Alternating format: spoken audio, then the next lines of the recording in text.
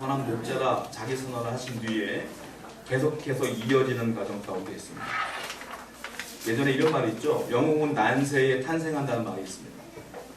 대표적인 분이 우리나라의 가장 존경받는 영웅이라면 이순신 장군이라고 할 수 있겠죠. 언제 영웅으로 등극하신 겁니까? 임진왜란 때 그 어려운 시기에 영웅으로 등극한 거 아니겠습니까? 그리고 이제 미국 같은 경우는 경제공황 시대에 그 뉴딜 정책을 펼쳤던 루즈벨트 대통령 같은 경우가 이제 미국을 경제부흥의 길로 서게 하신 그 영웅일 수 있겠죠. 어려운 일 닥치면 영웅이 득세하게 돼 있어요. 그리고 많은 사람들은 그 영웅들을 바라기도 하죠. 제가 이 얘기를 왜 시작하냐면 오늘 성경 말씀 배경이 그래요. 난세예요. 어려운 시기예요. 그때의 이스라엘 사람들의 소원이 있다면 이 문제를 해결할 만한 영웅을 기다리고 있었다는 거예요. 그 영웅이 그들은 예수님인 줄 알았어요. 근데 그 부분에 대한 이야기들을 쭉 살펴보려고 그래요. 자, 우리 22, 23, 24절 한번 읽어보겠습니다. 22절부터 24절입니다. 시작. 예루살렘의 수완절이 이르니 때는 겨울이라 예수께서 성전한 솔로몬 각에서 거니시니 유대인들이 에워싸고 이르되 당신이 언제까지나 우리 마음을 의롭하게 하려 하나이까 그리스도이면 밝히 말씀하소서 하니. 자, 나는 선한 목자다 이 말씀을 하신 뒤에 수전절에 이르러서 예수님이 명절을 지키려고 예루살렘 성전으로 올라가셨어요. 그런데 한 사건이 벌어지는데 24절 보면 유대인들이 예수님을 에워쌉니다. 에워싸서 질문을 막 퍼붓기 시작하는 거예요. 근데 그 질문이 궁금한 걸 이야기하는 것이 아니라 화가 많이 난 상태에서 질문을 하는 거예요. 그 뭐냐면 왜 우리 마음을 자꾸 어지럽게 하느냐, 왜 의심하게 의혹하게 하느냐, 당신이 메시아이면 그리스도이면 증거를 보여줘야 되지 않겠느냐, 애매하지 않느냐. 지금 메시아인 것 같기도 하고 아닌 것 같기도 하고 우리는 그래서 지금 당신을 따라가야 될지 말아야 될지 속상하고 헷갈린다, 말해달라 이 말이에요 지금. 자, 19절 20절 21절 한번 보세요. 이게 이제 선한 목자 다음에 이어지는 말씀이거든요.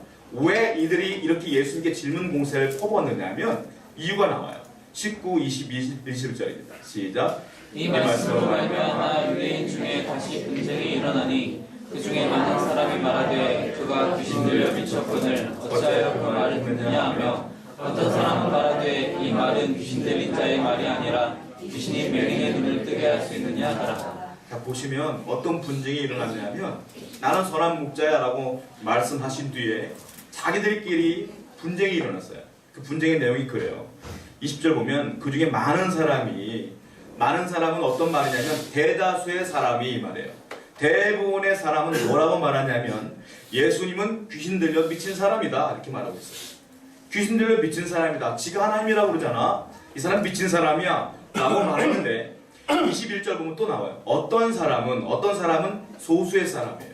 몇몇 사람은 말하되 아니다, 귀신 들린 사람이 아니다. 왜냐하면 그가 날 때부터 소경된 자를 고치는 걸 내가 봤어. 귀신 들린 사람이 어떻게 귀신을 쫓아낼 수 있겠어? 그러니까 그 사람은 귀신 들린 사람이 아닐 거야 라고 했더니 대부분의 사람들은 귀신 들렸다고 믿기 때문에 싸움이 일어난 거예요. 말싸움이 막 일어나는 가운데 예수님이 예루살렘에 올라오니까 저기 있구나 하고 우르르 쫓아온 거예요. 쫓아와서 애워싸서 이야기를 시작하는 거예요.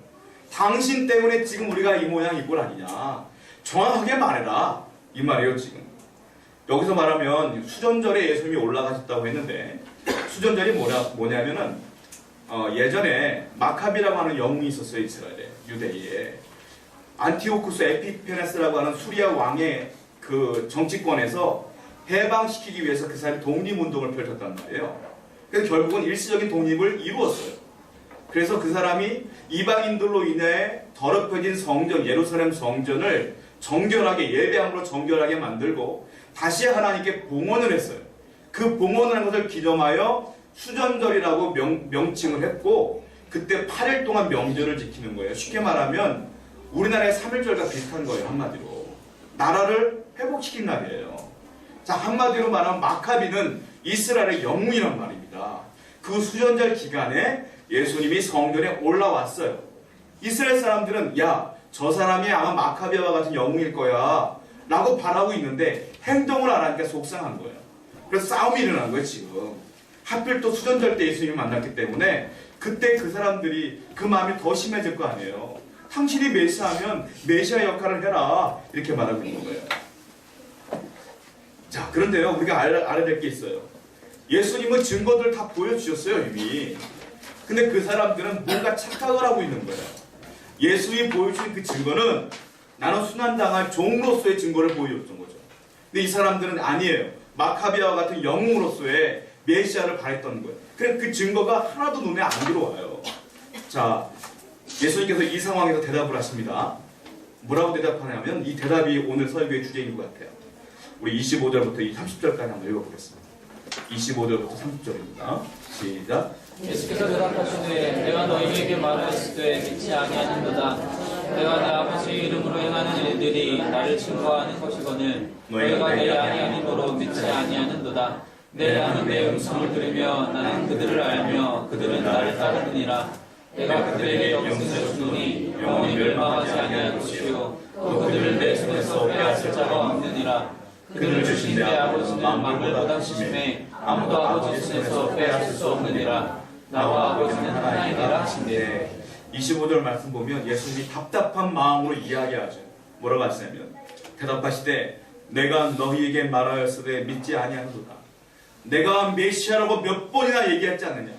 그리고 내가 얼마나 많은 기적을 보여줬느냐. 그런데 뭘 또 기적을 바라고 무엇을 또 증거를 요구하고 있느냐. 이 말씀을 계속적으로 하고 있는 거예요. 예수님은요 명확했어요. 애매모호한 적이 한 번도 없었어요.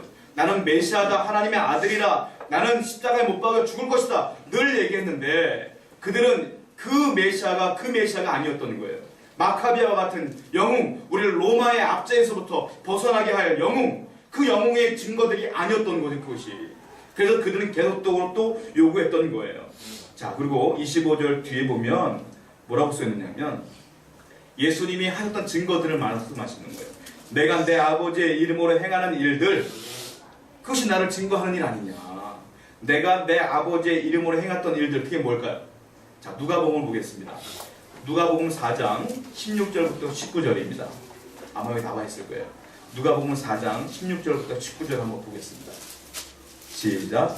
예수께서 그 살아나신 곳 나사렛에서 이르사 안식일에 늘 하시던 대로 회당에 들어가사 성경을 읽으려고 서심해 선지자 이사야의 글을 드리거늘 책을 펴서 이렇게 기록된 데를 찾으시니 곧 주의 성령이 내게 임하셨으니 이는 가난한 자에게 복음을 전하게 하시려고 내게 기름을 부으시고 나를 보내사 포로된 자에게 자유를 눈먼 자에게 다시 보게 함을 전파하며 눌린 자를 자유롭게 하고 주의 은혜를 전파하게 하려 하심이라 하였더라. 예수님께서 말씀하신 증거는 바로 이겁니다.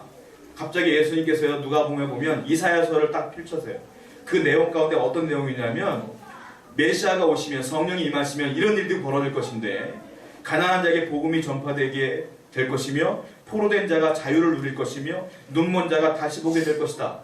여러분 아까 우리가 말씀드렸던 것처럼 눈먼 자가 다시 본 경험이 있어요. 누굽니까? 실로암 못에 가셨던 날 때부터 소경된 자를 우리가 지지난주인가요? 그 3주 전인가요? 배웠잖아요. 눈뜨게 하셨어요. 예수님께서. 이렇게 증거들이 있는데 뭘 또 의심하느냐는 거예요.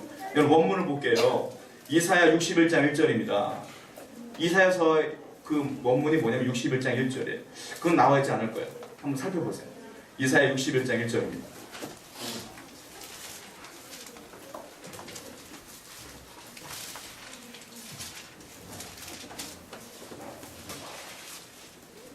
이사야 61장 1절 한번 읽어봅시다. 읽겠습니다. 시작. 주 여호와의 영이 내게 내리셨으니 이는 여호와께서 내게 기름을 부으사 가난한 자에게 아름다운 소식을 전하게 하려 하심이라. 나를 보내사 마음이 상한 자를 고치며 포로된 자에게 자유를 갇힌 자에게 누임을 선포하며. 이 말씀을 아까 누가복음에서 예수님께서 이사야를 차렸던 말씀이 바로 이 말씀이란 말이에요. 자, 하나님이 말씀하셨던 그 예언대로 내가 하지 않았느냐? 근데 뭘 또 의심하느냐? 이 말씀을 하시는 거예요. 그러면 이들이 깨달아야 하는데 깨닫지 못해요. 그리고 하신 말씀이 굉장히 놀라운 말씀이에요. 자, 본문으로 돌아옵니다. 본문 26절 말씀이에요. 26절입니다. 시작. 너희가 내 양이 아님으로 믿지 아니하는도다. 우리가 흐름상 맞는 말인데 이걸 제가 가만히 묵상해봤어요. 묵상해봤을 때 흐름상 맞지 않는 말 같아요. 왜냐하면 그들이 요구하는 건 메시아의 증거를 요구하지 않습니까? 그럼 예수님의 대답은 뭐가 나와야 되냐면 내가 지금까지 이사야서의 말씀 것처럼 보여줬음에도 불구하고 못 믿는 걸 보니 너희들이 이해를 못했구나, 이렇게 말씀을 하셔야지 맞지 않을까요? 아니면 내가 증거를 보인 것을 모르느냐, 이렇게 말해야 되지 않을까요? 근데 예수님은 엉뚱한 말씀을 하세요. 너희가 내 양이 아니므로 믿지 아니하는가. 갑자기 이상한 말씀을 하시잖아요. 여기서 나온 것이 장로교 교리예요. 그게 뭔지 아십니까? 구원의 예정론이 여기서 나오는 거예요. 뭐냐면 너희가 내 양이 아니니까, 내 양이 아니니까 내가 아무리 말해도 모르는 거 아니냐, 이 말이에요. 즉 내 말을 알아듣는 이는 내 양이다. 여기서 말하는 건 양이 목자를 선택하는 게 아니에요. 목자가 양을 선택하는 거예요. 목자가 양을 선택하기 때문에 그 목자가 선택한 그 양은 목자의 음성을 들을 수밖에 없지만, 내가 아무리 말해도 너희가 못 알아듣는 건 내 양이 아니니까 그런 거 아니냐, 이 말씀을 하시는 거예요. 자, 그리고 하시는 말씀이 있어요. 27절입니다. 본문 읽겠습니다. 시작. 내 양은 내 음성을 들으며 나는 그들을 알며 그들은 나를 따르느니라. 이스라엘 사람들은 목축업을 합니다. 그래서 그 한꺼번에 이동을 같이 해요. 그러다가 자기 양 한 우리의 양을 집어넣다가 아침이 되면 풀을 뜯으러 갈 때에 내 양을 불러요. 그럴 때 양들이 기가 막히게 자기 목자의 음성을 알아듣고 그 목자를 따라간다고 해요. 자, 여기서 그 말씀을 하시는 거예요. 내 양은 내 음성을 들으면 나는 그들을 알며 그들은 나를 따르느니라. 내가 아무리 말해도 너희들이 못 알아듣는 거 보니까 너희는 내 양이 아니구나. 또 하나 생각해 보겠어요. 그것은 선택의 문제를 보게 되면 그렇게 바라보는 것이고, 또 하나의 문제, 음성을 듣고 내 목자로 믿으면 그 사람 또한 그 양이 되지 않을까라는 생각도 해보게 돼요. 즉 중요한 건 뭐냐? 목자의 음성이 중요한 거예요. 목자의 말씀이 중요한 거예요. 여러분들이 말씀을 듣고 아멘으로 화답하면 여러분들의 말로 하나님의 양이 되는 거예요. 할렐루야. 여러분, 여기 앉아 계신 여러분들이야말로 주님께 선택된 백성이 아니냐. 여러분, 그 외에 중요한 게 뭐 있겠습니까? 내가 주님께 선택되어졌고 주의 말씀을 듣고 아멘으로 화답할 수 있다면 이건 더 축복된 것이 어디 있겠어요? 이스라엘 사람들 보십시오. 아무리 얘기해도 못 알아듣지 않습니까? 바로 여러분들이 이 축복 가운데 있음을 믿으시기 바랍니다. 자, 그리고 예수님은 부연 설명을 계속하십니다. 28절부터 29절입니다. 시작. 내가 그들에게 영생을 주노니 영원히 멸망하지 아니할 것이요 또 그들을 내 손에서 빼앗을 자가 없느니라. 그들을 주신 자 아버지는 만물보다 크심에 아무도 아버지 손에서 빼앗을 수 없느니라. 여기서 저는 할렐루야를 외쳤어요. 왜냐하면 자세히 보세요. 내가 그들에게 영생을 주겠다. 누구에게요? 내 양들에게. 내 음성을 듣고 나를 따라온 양들에게 영생을 주겠다. 이것만 해도 할렐루야죠, 진짜. 그리고 또 말씀하세요. 영원히 멸망하지 아니할 거야, 그들은. 근데 더 중요한 말이 나와요. 그들을 내 손에서 빼앗을 자가 없느니라. 너희가 혹 실수할지라도, 너희가 혹 죄를 지을지라도 너희가 돌아올 것이며 그 영혼에 대한 구원하는 내 손에서 빼앗을 자가 없을 것이다. 그리고 또 말씀하세요. 뭐라고 말하냐면 그들을 주신 내 아버지는, 한마디로 말하면 예수님의 손아귀에 얹어주신 분 누구냐? 하나님이라는 거예요. 하나님께서는 만물보다 크시다. 온 세계보다 크시다. 그리고 아무도 아버지 손에서 너희들을 빼앗을 자가 없느니라. 이중구조예요, 여러분. 하나님 앞에서 우리를 빼앗을 자가 없고 예수님 안에서 우리를 빼앗을 자가 없어요. 그러므로 구원의 확신만큼은 흔들리면 안 됩니다. 절대로 여러분들이 조그만 실수 때문에 그 구원관이 흔들어서는 절대로 안 돼요. 예수님께서 분명히 말씀하셨잖아요. 너희를 빼앗을 자가 아무도 없느니라. 할렐루야. 왜냐? 주님이 우리의 보호자가 되시는 거예요. 삶이 조금 공고할 수 있죠. 어려울 수 있죠. 막힐 수 있죠. 그렇다고 실망하고 낙담하지 마십시오. 여러분의 길은 하나님이 뚫어주십니다. 하나님이 분명히 구원해 주십니다.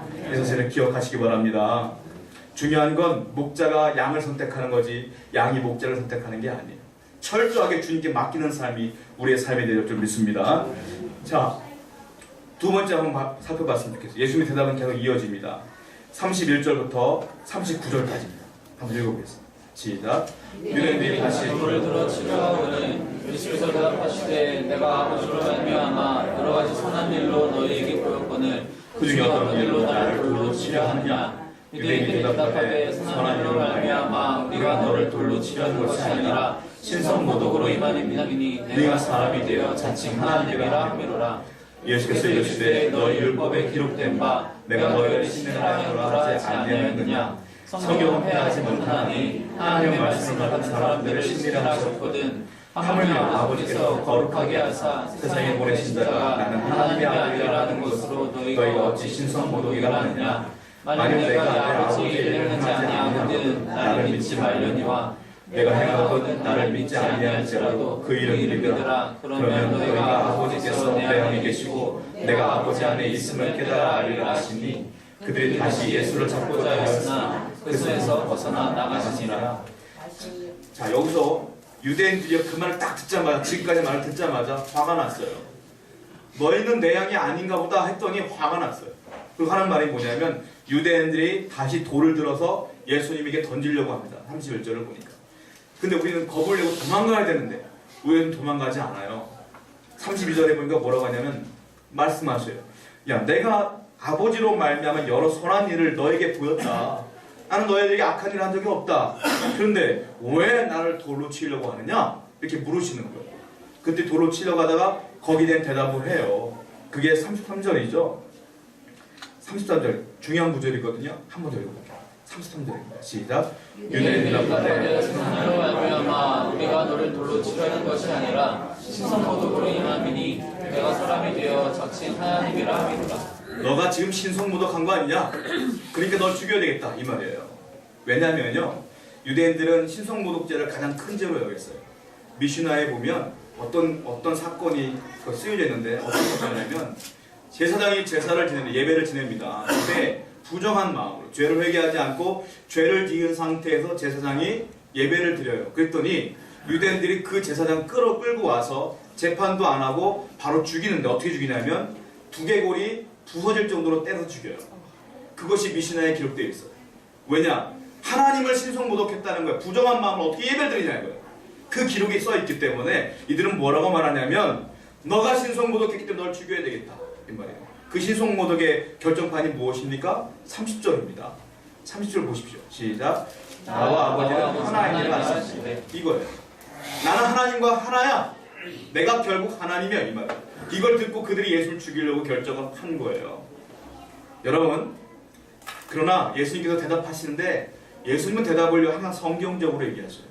뭐라고 말씀하시냐? 34, 35절 좀 난해한 구절이거든요. 제가 설명해 드릴게요.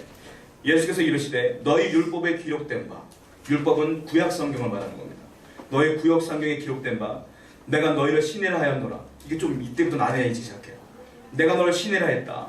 하지 하였느냐? 성경은 패하지 못하나니 성경은 그대로 믿어야 될 것이니까 하나님의 말씀을 받은 사람들을 신이라 하셨거든 이렇게 써있거든요. 무슨 말인지 모르겠죠. 자, 여기서 말하는 구약 성경의 율법에 기록된 바 너희를 신이라고 했다. 이 말은 무슨 말이냐면 성경의 시편 82편 6절이 이 말씀입니다. 한번 보겠습니다. 시편 82편 6절입니다. 한번 읽어볼게요. 시작. 내가 말하기를 너희는 신들이며 다 지존자의 아들들이라 하였으나 이게 그 말씀이거든요. 내가 말하기를 너희는 신들이며 다 지존자의 아들들이라 하였으니 여기서 말한 너희는 누구를 말하는 거냐면 재판관을 말하는 겁니다. 그러니까 지금은 하면 판사들이죠. 율법을 어겨서 온 사람들을 재판하는 사람들이에요. 그 사람들에게 말하는 거 너희는 신들이다. 신이다. 왜냐하면 너희는 지존자의 아들들이다. 이렇게 명백하게 표시되어 있지 않느냐 이 말이에요. 성경에. 이게 무슨 말이냐면 하나님의 율법에 근거해서 하나님의 말씀에 근거해서 재판을 하는 자이기 때문에 하나님의 대리자라고 그들은 여겼어요. 그렇기 때문에 그들은 지존자의 아들들이며 하나님의 집행자이며 신이다 이렇게 그들은 믿었기 때문에 그 재판에 항소 같은 게 없어요. 그냥 받아들이는 거예요. 그랬지 않느냐 하물며 그리고 예수님께서 말씀하시는 거예요. 너희도 재판관 너희도 구약 성경에 신이라 했는데 그건 신성모독이 아니냐? 그러면서 뭐라고 하냐? 본문 36절을 보세요. 본문 36절입니다. 시작. 하물며 아버지께서 거룩하게 하사 세상에 보내신 자가 나는 하나님의 아들이라 하는 것으로 너희가 어찌 신성모독이라 하느냐. 하물며 하나님 아버지께서 나를 거룩하게 하셨다. 나도 죄인이지만 인간의 모습으로 나도 죄인이지만 죄가 없어야 되기 때문에 나의 죄를 거룩하게 만드셨고 나는 무흠한 자로 이 땅에 왔다. 이 세상에 죄 없는 자가 누가 있겠냐? 나는 죄가 없다. 그러니까 내가 하나님이라고 하는 것이 무엇이 그렇게 잘못됐냐? 이렇게 예수님께서 말씀하시는 거예요. 그러니까 이것이 무슨 신성모독이냐? 예수님께서 이렇게 말씀하시는 거예요. 자, 그리고 37절, 38절에 계속 말씀하십니다. 오늘 한 번 더 읽어볼게요. 시작. 만일 내가 내 아버지의 일을 행하지 아니하거든 나를 믿지 말려니와 내가 행하거든 나를 믿지 아니할지라도 그 일을 믿으라. 그러면 너희가 아버지께서 내 안에 계시고 내가 아버지 안에 있음을 깨달으라 하시니. 이거 중요한 게 있어요. 나는 그러므로 무흠한 상태로 왔다. 이제 진짜 증거를 보여주겠다라고 말씀하시면서 하는 게 내가 아버지의 일을 행해야 된다. 내가 아버지의 일을 행하지 아니하거든 나를 믿지 말아라. 이 말이에요. 나는 그 일을 행할 거야. 나를 믿기 싫거든 그 일만은 믿어라. 이 말이에요. 그 일만은. 그 일이 중요하다는 거예요. 하나님이 하신 사역 가운데 두 가지 중요한 사역이 있습니다. 그게 뭔지 아십니까? 첫 번째 창조 사역입니다. 이 땅을 만드신 것이 가장 위대한 사역이에요. 그리고 두 번째 위대한 사역이 뭔지 아십니까? 구원 사역입니다. 예수님이 이 땅에 오셔서 나를 위해 십자가에 돌아가신 사역이 위대한 사역이에요. 지금 하나님의 일, 내 아버지의 일을 믿어라 이 말은 어떤 말을 하는 거냐면 이제부터 내가 십자가에 달려 죽을 것인데 그것만은 제발 믿어라. 그래야 너희가 구원받을 수 있지 않겠느냐 이 말하는 거예요. 예수님께서 목숨 바쳐 그렇게 애통하게 말씀하셨던 그 사역이 십자가 사역이에요. 여러분 그 십자가를 믿으셔야 됩니다. 그 은혜를 믿어야 됩니다. 삶의 곤고함에 분주함에 빠져서 십자가를 잊는다면 하나님께서 원통이 하실 거예요. 여러분 그 사실을 기억하시고 매일같이 십자가를 묵상해야 될 줄로 믿습니다. 그리고 예수님께서는 그 요구하는 그들에게 표적을 보여주십니다. 마태복음 12장 39절이에요. 마태복음 12장 39절 읽겠습니다. 시작. 예수께서 대답하나요? 네, 읽겠습니다. 시작. 예수께서 대답하여 이르시되 악하고 음란한 세대가 표적을 구하나 선지자 요나의 표적밖에는 보일 표적이 없느니라. 요나의 표적이 바로 그거예요. 예수께서 이 말씀을 하신데 마태복음에 나온 말씀이 이거예요. 내가 너희들에게 보여줄 표적은 증거는 아무것도 없고 요나의 표적밖에 없다. 그 요나의 표적이 뭐냐? 마태복음 12장 40절입니다. 시작. 요나가 밤낮 사흘 동안 큰 물고기 뱃속에 있었던 것 같이 인자도 밤낮 사흘 동안 땅 속에 있으리라. 요나가 물고기 뱃속에서 사흘 동안 있었지 않습니까? 그 요나의 표적이에요. 그 어떤 말이냐면 인자가 바로 내가 죽은 뒤에 사흘 만에 부활할 것이다. 이게 요나의 표적이에요. 내가 너에게 보여줄 표적은 이것밖에 없어. 십자가밖에 없어. 내가 구원하기 위해서 부활하는 그 사건밖에 없는 거야. 라고 말합니다. 더 이상 예수님께 기적을 요구하지 마십시오. 내 사업을 번창시켜 주십시오. 기적을 보여주십시오. 예수님께서 원하시는 건 그 기적이 아니잖아요. 진짜 기적은 내가 구원받은 거예요. 내가 주님을 믿는 거예요. 내가 주님의 양이 된 거예요. 할렐루야. 이것만큼 위대한 기적은 없는 겁니다. 이것이야말로 축복 아니겠습니까? 여러분 그거 아십니까? 우리가 이 세상에 태어났을 때 우리 아버지 어머님이 계셨잖아요. 근데 우리 애들도 그렇고 저도 그렇고 태어나서 아버지에게 당신이 진짜 우리 아버지입니까? 호적등본을 떼본 자신은 한 명도 없을 거예요. 저는 한 번도 떼본 적이 없거든요. 뭐 서른일 때 뗀 적은 있지만 우리 아버지가 의심스러워서 몰래 호적등본을 떼본 적은 없어요. 내 자녀도 그래요. 우리 얘와 예리도 저보고 아빠 가짜 아빠 아니야? 그런 적 한 번도 없어요. 그냥 아빠인 줄 알아요. 왜 그럴까요, 여러분? 우리 아버지, 우리 어머니가 진짜 어머니인 걸 어떻게 알게 되는 거예요? 서류가 중요합니까? 증거가 중요합니까? 그렇지 않아요. 태어났는데 그 어머님이 맨날 나에게 먹을 걸 주시고 사랑으로 대하시고 나를 정말 사랑해 주시고 그것 때문에 아 이분이 내 엄마구나 하는 거 아는 거 아니겠습니까? 예수께서 말씀하시는 것도 그거예요. 내가 메시아이고 하나님이 너희 아버지가 되신 것 증거가 뭐가 필요하겠느냐 이거예요. 내가 너를 목숨에 바쳐 죽게 되는데 그것만큼 더 중요한 증거가 어디 있겠느냐. 여러분 증거가 필요 없어요. 그 사랑이 증거인 줄로 믿습니다. 그래서 우리 그 사랑을 믿어야 된다는 거예요. 그 말씀을 마치시고 예수님은 그 자리를 떠나십니다. 본문으로 가겠습니다. 40절, 41절, 42절 읽겠습니다. 시작. 다시 제사장 적혀 요한이 처음으로 세례를 풀던 곳에 가사 거기 거하시니 많은 사람이 가가 말하되 요한은 아무 표적도 행하지 아니하였으나 요한이 이스라엘을 가리켜 말한 것은 다 참이라 하더라. 그래 거기서 많은 사람이 예수를 믿으니라. 자, 맨 마지막에 보면 예수님께서 이제 세례 요한에게 세례받았던 장소, 세례 요한이 세례를 주었던 장소로 가셔요. 그런데 맨 마지막 42절을 보면 사람들이 막 쫓아왔어요. 저 사람이 세례 요한이 말했던 그 사람 아니야? 라고 말하면서 많은 사람이 예수를 믿으니라 이렇게 나와있어요. 많은 사람이 예수를 믿어요. 이 사람들이 예수님의 양이 된 거예요 이제. 자, 그런데 그것이 원인이 어떻게 되느냐? 우리가 생각할 땐 기적이 좀 벌어져야 병 고침을 받아야 우리가 예수를 믿어야 될 것처럼 생각되어지지만 40절, 41절, 42절에는 의미심장한 이야기들이 있다라는 거예요. 뭐냐? 41절에 보면 요한은 아무 표적도 행하지 아니하였으나 요한이 이 사람을 가리켜 말한 것은 다 참이라 하고 믿었어요. 세례 요한이 진짜 병 고친 적 없어요. 성경 보십시오. 세례 요한이 눈뜨게 한 적 없어요. 그렇지 않습니까? 세례 요한은 회개하라 천국이 가까우느니라 말씀만 선포했고 이분이 내가 말했던 그분이다 이것만 얘기했지 세례 요한은 기적을 베푼 적이 없어요. 그 놀라운 건 그 말을 듣고 사람들이 믿었다. 왜요? 하나님의 양이기 때문에. 하나님의 양은 기적이 필요 없어요. 그 말씀만 들으면 믿음이 생기는 거예요. 여러분 기억하시기 바랍니다.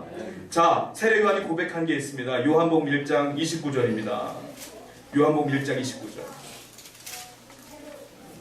한번 읽어보겠습니다. 시작. 이튿날 요한이 예수께서 자기에게 나오심을 보고 이르되 보라 세상 죄를 지고 가는 하나님의 어린 양이로라. 그렇잖아요. 34절을 보십시오.